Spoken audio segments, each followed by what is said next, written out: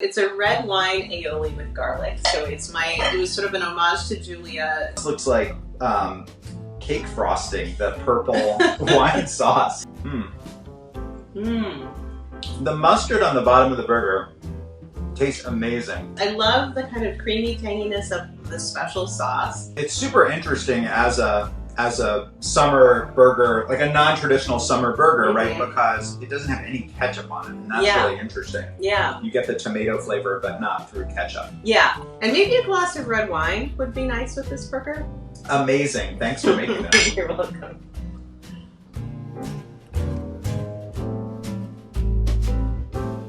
I'm making one of America's and the world's most favorite dishes, hamburger. But this is hamburger done in the French way with seasonings and onions, and we're going to make a lovely sauce for it.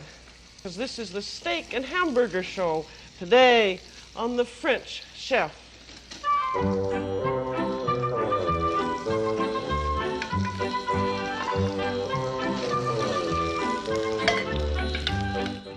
So it's summer in New England, which means grilling season. And you might think that burgers would have nothing to do with Julia Child and French cooking. But in fact, there is a form of hamburger that Julia made on her show.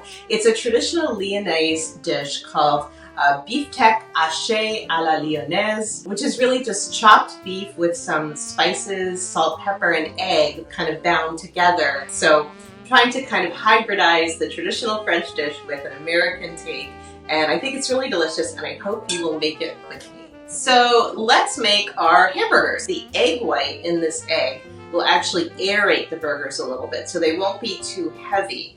So I'm going to add my egg in here. Now for my beef, I just got a mixture of 85% lean ground beef.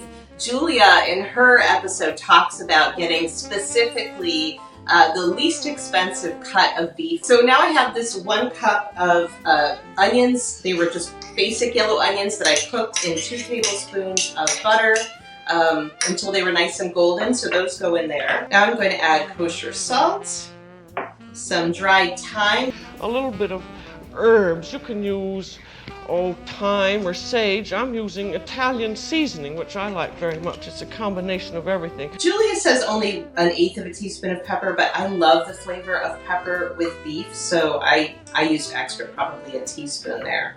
And now we are going to beat this together. Julia says to beat vigorously. You have to beat it so that it will stay nicely together and becomes rather light looking.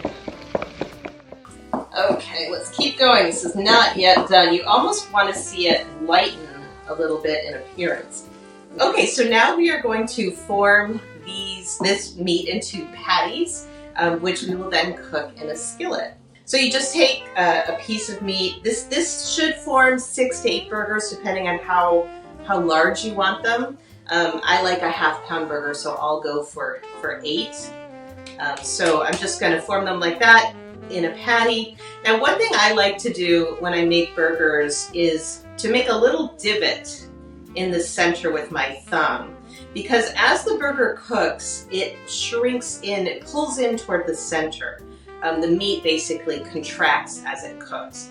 So if you make this divot, what will happen is as it shrinks, it will cook into an even layer, as opposed to being kind of a domed center. So we're just going to do this with the rest of the meat, and then we will have them ready to go in the skillet.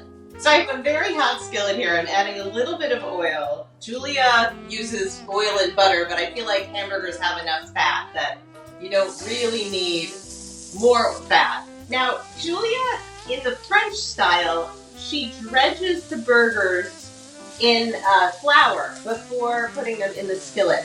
And that makes perfect sense when you're going to be making a pan sauce in the pan and serving these as almost like little steaks.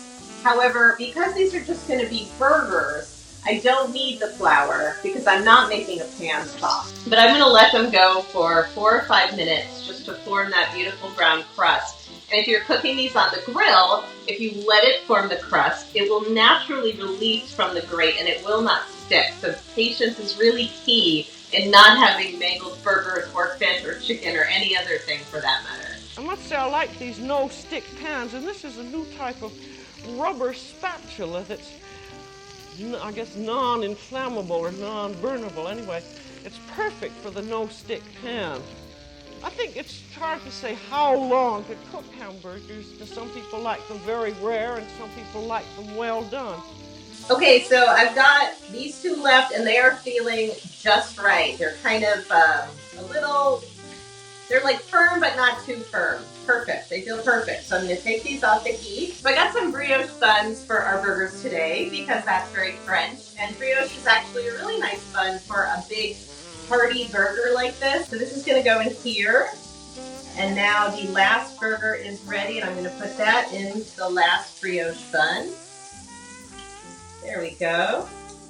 And now we've got everything cooked, and we are going to work on our sauce and then our toppings. So Julia prepared her burgers with this wonderful sauce, which she said brought it to the level of the king's palate as opposed to just being a common everyday dish. I am not going to do that beautiful but rather ambitious bone marrow sauce. Instead, I'm doing a French-inspired aioli. The fact is you can make it very quickly in a cheater's way by using store-bought mayonnaise and adding yummy things to it.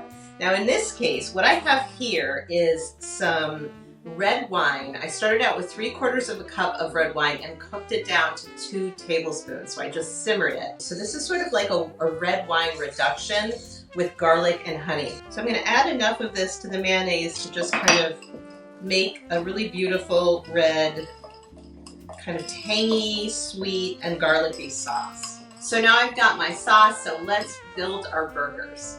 To build our burger, I'm going to start with my red wine aioli sauce, and I'm just going to slather that on the bun. That really makes hamburgers go on to heaven. And then you can put a little parsley in there. And I want to put some mustard. So I've got a little Dijon mustard here because of course we're trying to be a little bit French. Okay, that looks good. So now I've got my sauces. I'm going to flip it back over, and I want to do a little bit of cheese. And this is a different style of cheese than you normally see on a burger, but this is a Bloomy Rind goat's milk cheese from Barn First Creamery in Maine. And I thought it would be fun to do kind of a French-inspired cheese for our burger. Then I'm going to do a little bit of fresh lettuce from a local farm and some beautiful vine-ripened tomato. And I like a little bit, just a little bit of white onion on my burger. And that is my homage to Julia French-style burger. So I hope you will make this delicious burger. It's so easy and accessible and a little bit French and fun. And if you do, please tag us on social media. We want to see what you're making. Just do #YouandJulia. And remember, as Julia always said, there's no end to imagination in the kitchen.